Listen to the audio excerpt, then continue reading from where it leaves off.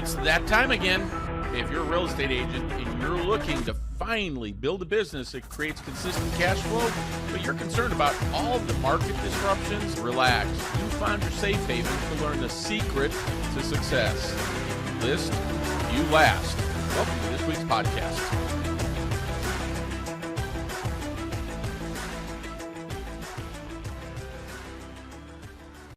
Welcome, everybody. Bob Mangold here, a.k.a. better known as the Listing Coach, here with episode number 6 of the If You List, You Last podcast. So thanks to all of you for listening, downloading, and sharing this podcast.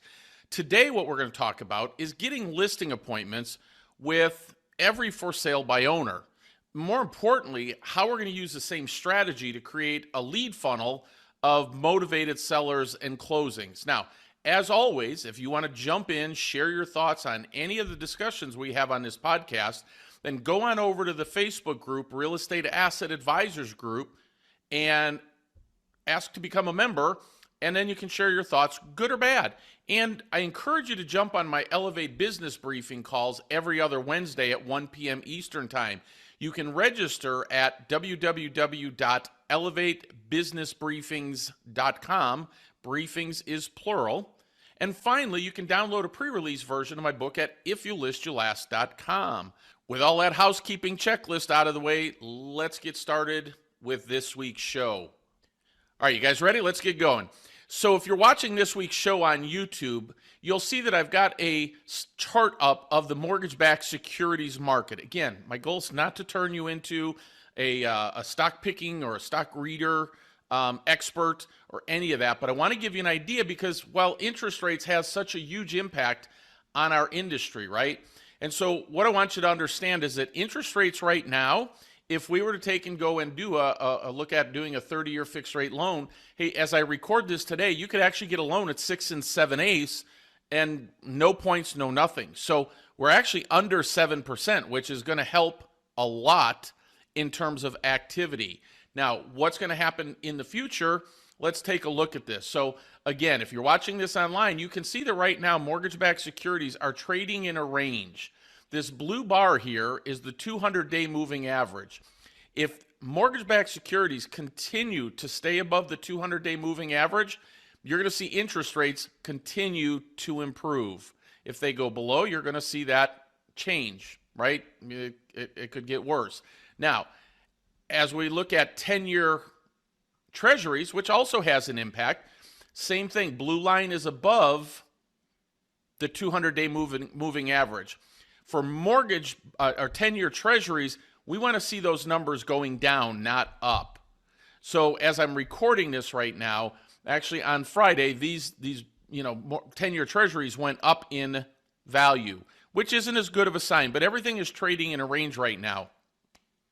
If 2-year or 10-year treasuries can break below that 4.01 line, meaning 4.01%, that's a very, very, very good sign.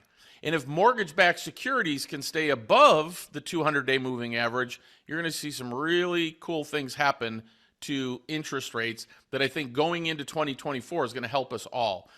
There are some announcements from Redfin and a few others about the number of transactions that they predict, right? Predict is the key word. Nobody knows for sure. That you'll see about 4.7 to 4.8 million transactions from anywhere from 3.7 to 4 million this year. So a fairly substantial tick up in that. But again, just somebody's opinion. They've got some data that they work with, but nonetheless, it's important to know that. Okay. So I wanted to give you a heads up on what's going on in the mortgage market because, well, it's going to impact real estate. Fair enough. If we could keep seeing those rates come down into middle of next year, even 6.5 or lower, I think you're going to see a lot of movement in the real estate market. If they would get closer to 6, I think you're going to see a ton of movement in the real estate market. So all good news for us going forward. So as I promised, today we're going to talk about getting listings from FSBOs, but it's actually more than just a for sale by owner. So I want you to think about it for a minute. What does a for sale by owner really want? They want a buyer. So the easy answer is have a buyer for them. So if you're watching on YouTube, you can see on my screen, what we're going to do is we're going to take and help a for sale by owner get exactly what they want, which is a buyer. So anything else that you talk to for sale by owner about, they aren't necessarily thinking about listing at that moment anyway. If it's been on the market for 6-8 weeks, maybe they are. But at the end of the day, the number one thing that every for sale by owner wants is a buyer. Well, what we did about 2.5 years ago is we went out and created a cash offer platform so that we have a buyer for every property. So as I had said in the promo, well, what's the script that gets us into every door? Well, if you're watching on YouTube, you can see it. It's just, hi, is your home still available? That's it. If they go, yes, it is, great. Hey, this is Bob with eXp Realty. I have 2 offers on your home. When can I stop by and review them with you? That's it, folks. And I do have 2 offers for them. Many times I have 3 or 4. So I have an offer on a ready, willing, and able buyer that will close on that transaction in under 2 weeks if a seller really wanted to do that. So I'm not going into a for sale by owner's house and talking to them about, well, maybe I have a buyer and let me stop by and take a look at it, and all the nonsense that we're told to do. First of all, let's just scrub all the crap out of the way. The real reason a for sale by owner lets you come in, they know you don't have a buyer. What they do want from you, though, is to establish value. They want to see, what do you think of their price? So they're willing to let you come in and jawbone with you about, talking about maybe you have a buyer, just to see what you think the price is on their house and if you think it's market value. And you're going in hoping that you could BS your way through it, that you actually have a buyer, and maybe they'll want to list with you. No, maybe they will. And you get lucky. That's okay. But why don't we actually go in with the intent that we have integrity and honor when we go in, because we actually have a buyer. Now, I didn't promise them they would love the offer, but I do have a buyer for them. And then I also have a strategy if they don't love the offer. So what I want to do is kind of go through a couple of the scripts with you to just give you an idea of how much easier it is to get into a house and be able to deliver for them what you're promising. So I in no way or shape or form on this script am I lying, because I do have offers for them on their home. I don't have to go into the house and figure out how do I talk to them about listing the property. If they say, hey, listen, I don't like that price or the fees are too high, we hear that frequently. Well, I'm okay with that because I have a pivot. So if they go, typically they go, well, the price isn't too bad. But remember, guys, these are investors. They're in this to make money. So they're going to give them a decent offer, but they have some fees in there because they have to make money. And so what we typically hear is, well, the price isn't bad. I might be able to live with that. Is there any ability to negotiate? And you just have to answer, say, unfortunately, there's not. These are investors, and they're looking to make money, and they're taking all the risk. So they don't really allow that. The next one is, well, the fees are too high, because the fees could be anywhere from 7 to 15%, depending on the investor. So that's always one that people are like, oh, I couldn't do that for 12%. Our answer, if you listen to, I believe it's episode 2 of the podcast where we talked about Home Boss, well, our pivot strategy for that is very simple. It's like, listen, Mr. and Miss Seller, I totally understand it. That is a tremendous amount of money to give up. But, well, if I had a different option where I could guarantee you'd get the highest market value for your property, it would only take me 14 days. I'm not even going to put a lockbox on your property, so you don't have any of the hassles and headaches of a traditional transaction, and the total fees out of your pocket were 3%. Is that something that you would consider if you could sell your home for the highest amount of money fast and 3% fees? And everybody goes, well, absolutely. So we get in the door. If they want the offer, I'm happy to take and deliver the offer to them, and you can get paid on it. But if not, we do have to have a strategy, which at least my group of agents that I work with in the Real Estate Asset Advisor program, they do have that pivot, okay? So that's how we get in the door of every FSBO. Well, what's it look like? Let's imagine that I had a list of listings that didn't sell 12 to 18 months ago, right? Well, what would I say to them? And I refer to them as old expires. Hey, this is Bob, and I'm a local agent, If you guys are watching this on YouTube, you can see I actually have the ums and things like that in there. When I call people, I don't want to sound scripted and I don't want to sound professional and telemarketers, right? Hi, this is Bob. Well, I noticed that your home didn't sell last July, and I was wondering if. No, people can sniff that out a mile away. It would go something like this. It's like, hi, is this a Jerry? My name is Bob. I'm a local agent, and I was looking at home data in your neighborhood when I came across your tax records. Do you think that'll get their attention? Because, well, when I came across your tax records, everybody's going to go, well, what's going on with my tax records? Well, I am looking at tax records. I'm looking at comps and CMAs and what homes are worth and all those things.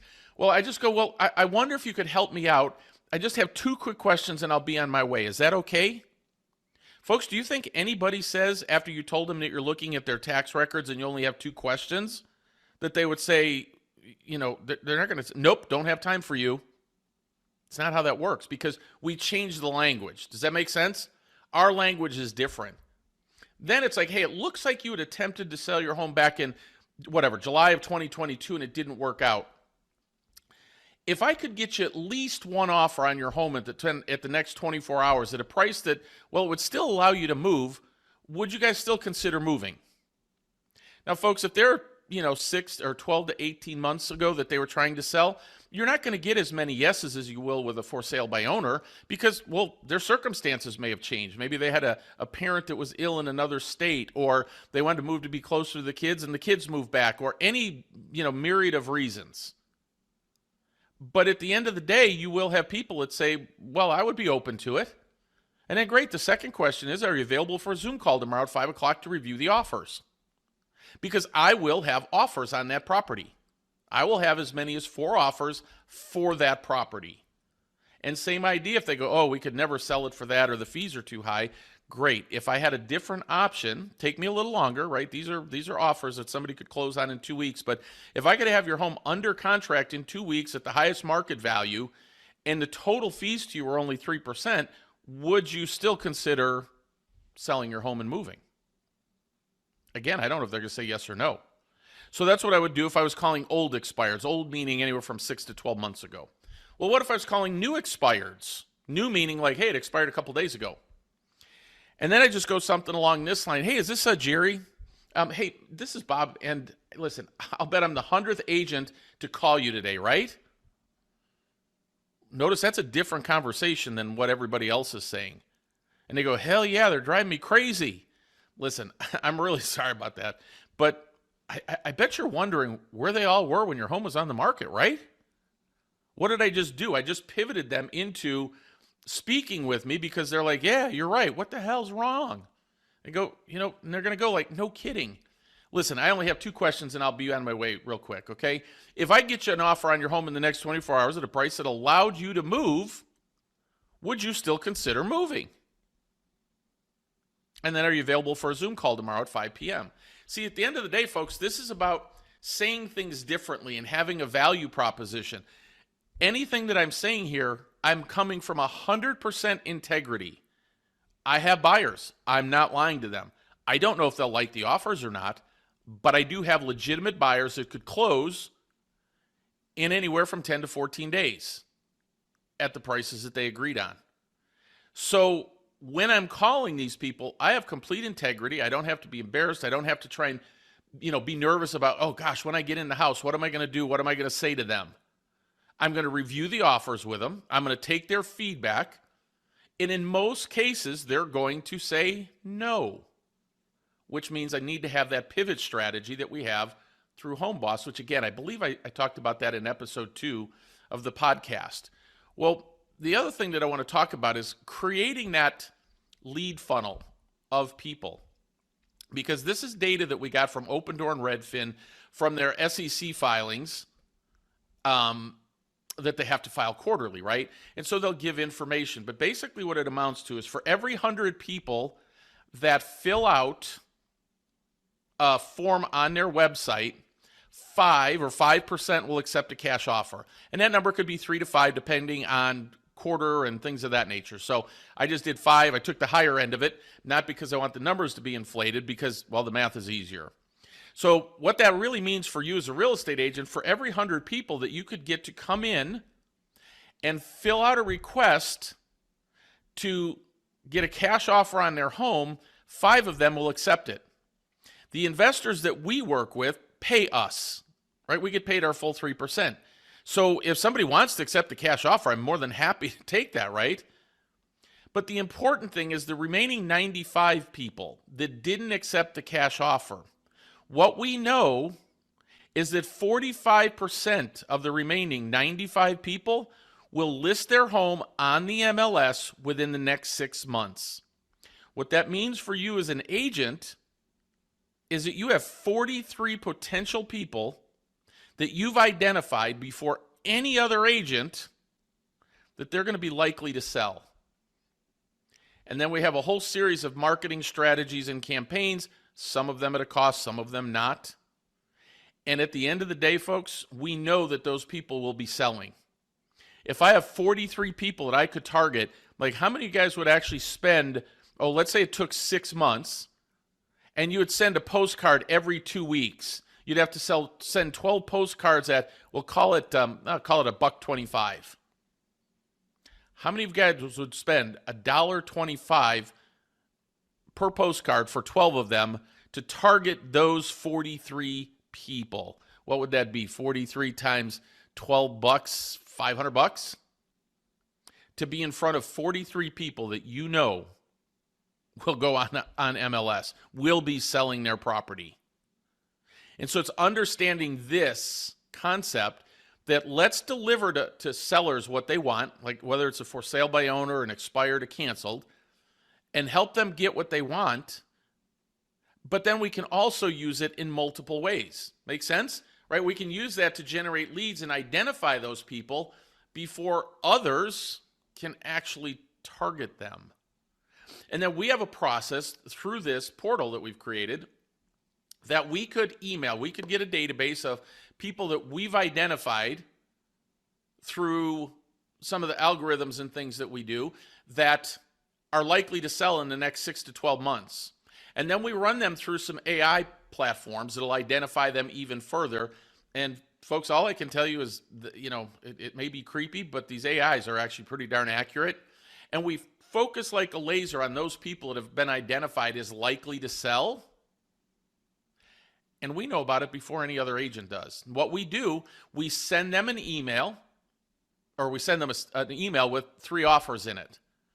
And then we literally follow up with them and say, hey, the reason I was calling, I have no idea if this is appropriate or not for you, but I have people looking to buy in your neighborhood, and I'm trying to help find sellers of properties in that neighborhood. So yesterday, I sent you 3 offers from a group that I work with to make it an offer on your home where they could close quickly. And the only reason I'm calling right now is to determine if that's something you'd be open to have a discussion about. They can say yes and they can say no. What I do know is that it might not be today, but I do know within the next few months it is. Same thing, guys. I'll spend $1.25 for a postcard every month or every 2 weeks to stay in front of those people. But if we keep our eye on the prize, which is work from integrity, right? One of the things going on with all these lawsuits and, people's impression of real estate agents right now with all these legal things going on, it's not looked at favorably. And then when we go into somebody's house, like a for sale by owner, and tell them, well, I may have a buyer, when you know you don't, and they know you don't, well, it's not coming from integrity. And so now we can actually go in utilizing a cash offer platform to do that.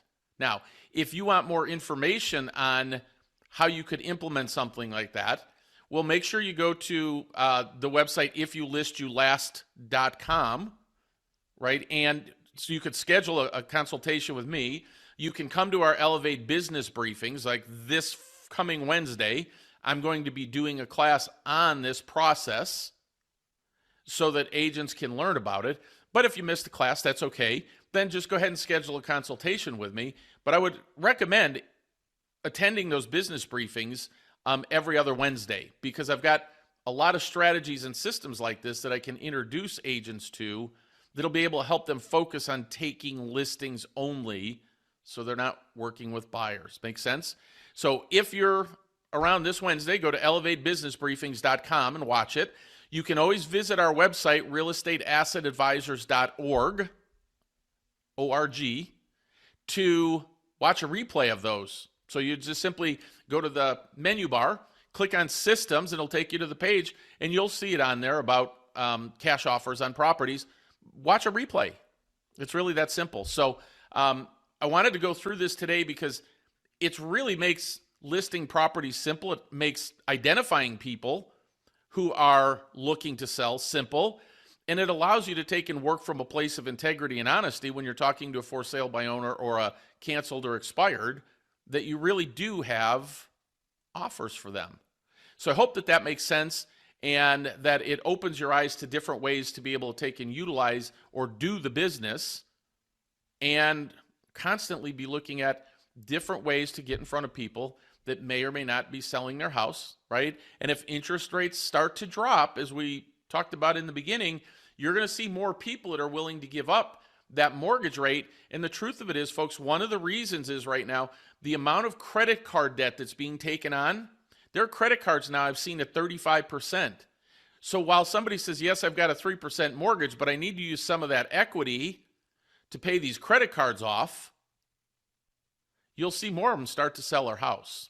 So the hope is that going into next year, the technicals all look good for it, but hopefully going into next year now, we see those interest rates continue to drop, and you'll see more inventory open up. You just need to figure out the strategies and systems to be in front of those people and to provide massive value to them, which is really what being a certified real estate asset advisor is all about.